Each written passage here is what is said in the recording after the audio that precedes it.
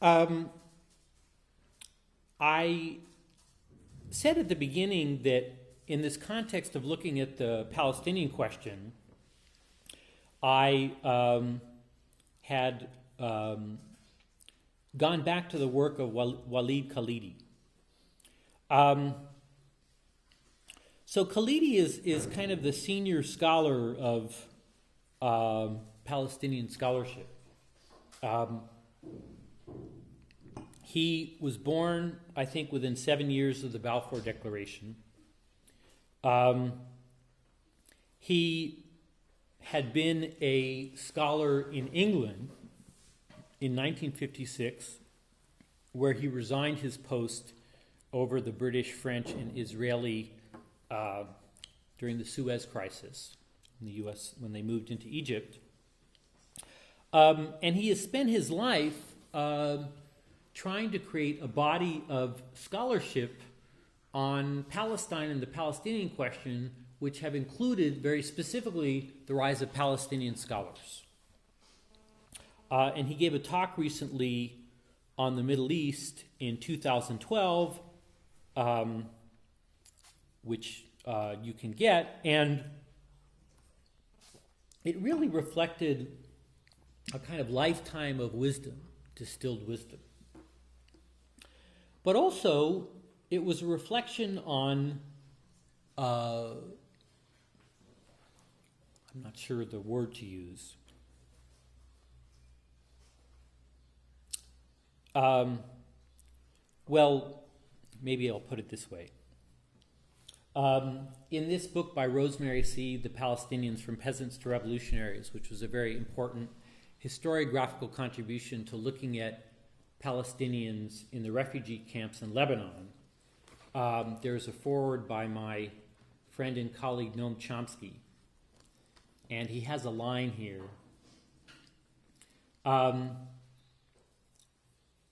Says the following: "What are the prospects for this national movement? What hope is there for a just peace that will satisfy the legitimate demands of Palestinians and Israeli Jews? It is difficult to offer an optimistic answer to these questions.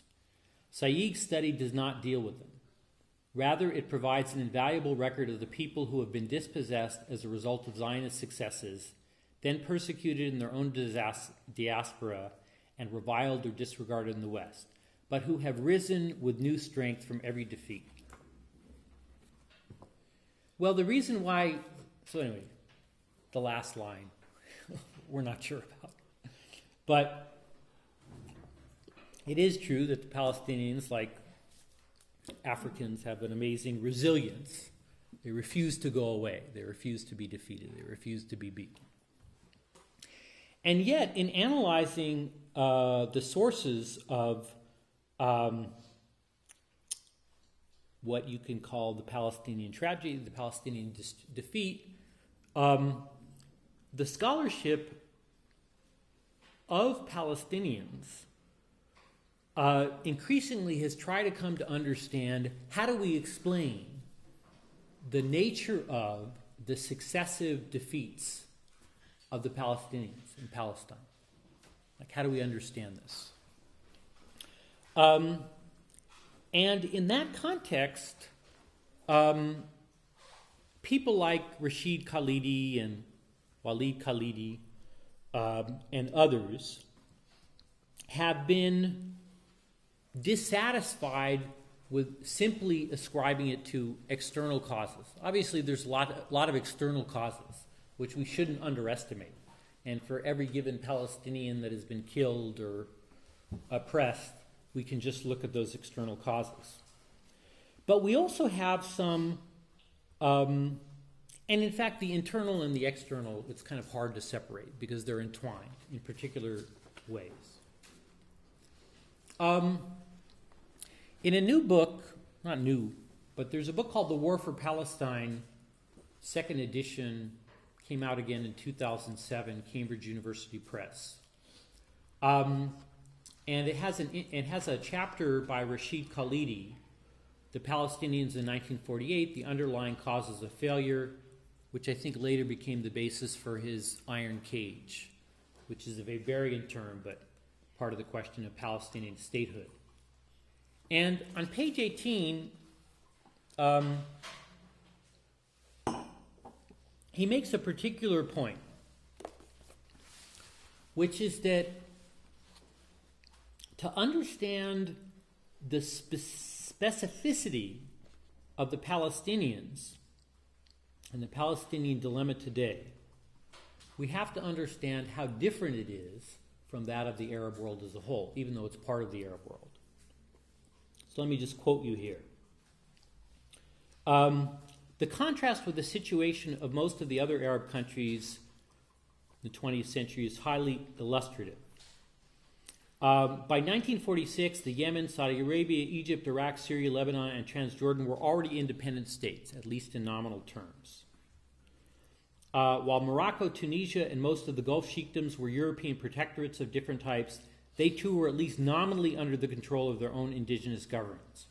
Only Algeria and Libya, until the defeat of the Italians during the Second World War, was a pure colony under direct European rule, where the natives had virtually no rights and little or no control over their own affairs.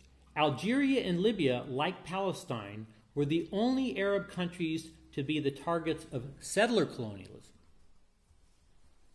which reserved most political and other rights to the incoming European settler population rather than to the indigenous Arab majority.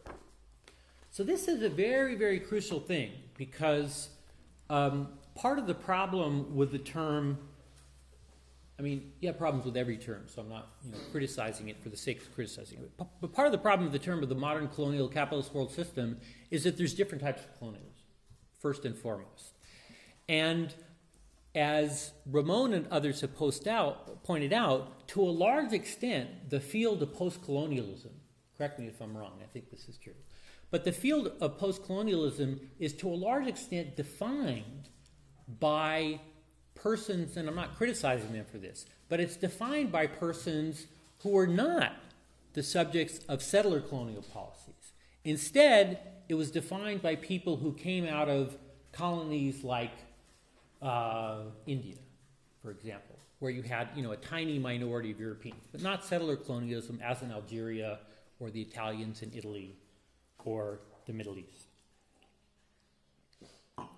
In addition to that, you have another aspect, which is that the Europeans made a decision with the Balfour Declaration to essentially give national rights or rights to a homeland to another group, quasi-European in some terms, with no consultation with the indigenous people who inhabited the land, and therefore, in that context, set up a kind of parastatal apparatus for that group, the Jews, later became the Israelis, in which the Palestinians had no part. And what that meant, of course, is that in other colonial situations, you would have the natives playing some element in the colonial apparatus. And that became the basis, even though at the time it was the basis for their oppression, it became the basis for constructing, however problematic, this national community that took over. But not so in Palestine. In addition, the British imposed upon Palestine the Mufti, who was the who like in Africa, there had been in Africa ethnic groups, or you could even use the word tribes, but not in the way in which people use them today. They were ethnic communities which had leadership, and in this form of kind of rule through consensus and collaboration, they played an important part in these indigenous communities. What the British did in Africa, and to a lesser extent in the Middle East, is that they came in and they either created their own people or gave the people that were there extra rights, which gave them much more power than they ever had. And then they said, oh, they're the natives, we're just listening to them. So they did this in Palestine too. And of course, when we go back to the first Arab revolt during the First World War, we see that here was an uprising in the context of the breakup of the Ottoman Empire that ended up establishing all these different states. And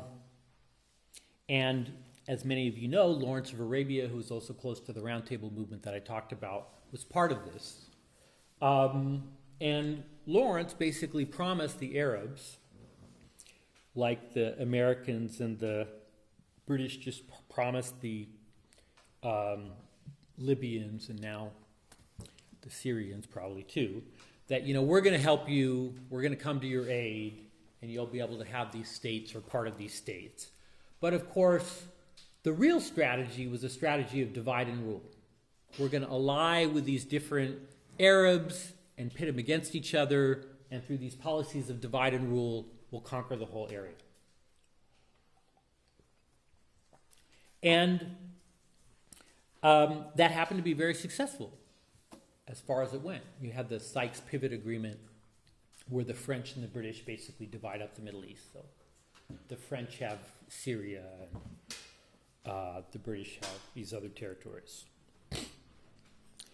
And so come to leap ahead past the Arab revolts, the Palestinians revolts in the 1930s and before, and we come to 1947, we come to 1948.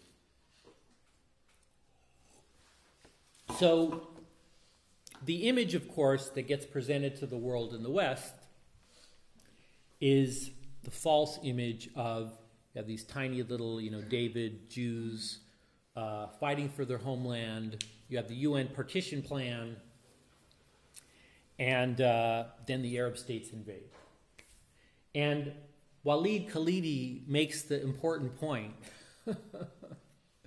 Forgive me for laughing, it's not really funny, but he makes the important point that one of the things that's astounding about this is that here you have this group, the Jews of Western Europe and the Middle East, who are given land which they don't own. They own like 6% of the land or less, by other Europeans without consultation with the indigenous population that lives there, the Palestinians. And yet, in the UN partition plan and thereafter, the Arabs and the Palestinians are seen as the aggressors for wanting to keep their own homeland, for wanting to stay in their own homeland. So this amazing reframing of history.